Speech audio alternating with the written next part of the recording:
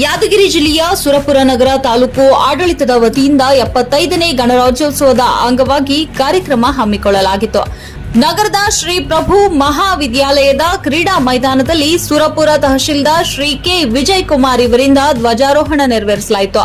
ಸನ್ಮಾನ್ಯ ಶ್ರೀ ರಾಜ ವೆಂಕಟಪ್ಪ ನಾಯಕ್ ಶಾಸಕರು, ಕರ್ನಾಟಕ ರಾಜ್ಯ ಉಗ್ರಾಣ ನಿಗಮದ ಅಧ್ಯಕ್ಷರು, ಮಹಾತ್ಮ ಗಾಂಧೀಜಿ ಮತ್ತು ಡಾಕ್ಟರ್ ಬಿಆರ್ ಅಂಬೇಡ್ಕರ್ ಅವರ ಭಾವಚಿತ್ರಕ್ಕೆ ಪೂಜೆ ಸಲ್ಲಿಸಿ ಹೂ ಅರ್ಪಣೆ ಮಾಡಿ ಗೌರವ ಸಮರ್ಪಕ ನಮನ ಅರ್ಪಿಸಿದ್ರು. ಪೊಲೀಸರು, ಗೃಹ ರಕ್ಷಕ ದಳದವರು, ಎನ್ಸಿಸಿ ಕೆಡೆಟ್ಸ್ ಹಾಗೂ ವಿದ್ಯಾರ್ಥಿಗಳಿಂದ ಕವಾಯತು ನಡೆಸಲಾಯಿತು. ಮಾನ್ಯ ಶಿಕ್ಷಕರು ಮಾತನಾಡಿ ಹಲವು ಕ್ಷೇತ್ರಗಳಲ್ಲಿ ಸಾಧನೆಗೈದ ಸಾಧಕರಿಗೆ ಸನ್ಮಾನಿಸಿ ಗೌರವಿಸಲಾಯಿತು. ಮಹಿಳಾ ಮತ್ತು ಮಕ್ಕಳ ಕಲ್ಯಾಣ ಅಭಿವೃದ್ಧಿ ಇಲಾಖೆಯಿಂದ ಬೇಟಿ ಬಚಾವೋ ಬೇಟಿ ಪಡಾವೋ ಅಭಿಯಾನದ ಭಿತ್ತಿ ಚಿತ್ರಗಳನ್ನು ಶಾಸಕರು ಪ್ರದರ್ಶಿಸಿದರು.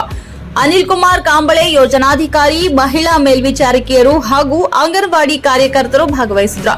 ವಿವಿಧ ಬಗೆಯ ರಸಮಂಜರಿ, ದೇಶಭಕ್ತಿ ಗೀತೆಗಳು ಹಾಗೂ ವಿವಿಧ ಸಾಂಸ್ಕೃತಿಕ ನಾಟಕಗಳನ್ನು ಶಾಲಾ ಮಕ್ಕಳು ಪ್ರದರ್ಶನ ಮಾಡಿ ಖುಷಿ ಸಂಭ್ರಮದಿಂದ ಗಣರಾಜ್ಯೋತ್ಸವವನ್ನು ಆಚರಿಸಿದರು.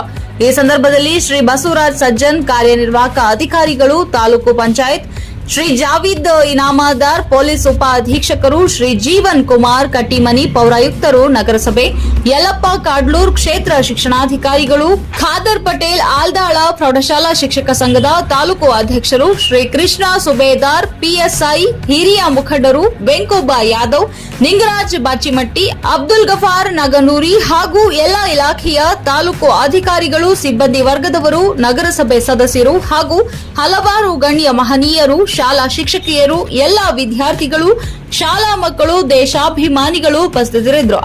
ವರದಿ ಉಸ್ಮಾನ್ ಚಿತ್ತಾಪುರ, ಹಂಸ ಟಿವಿ.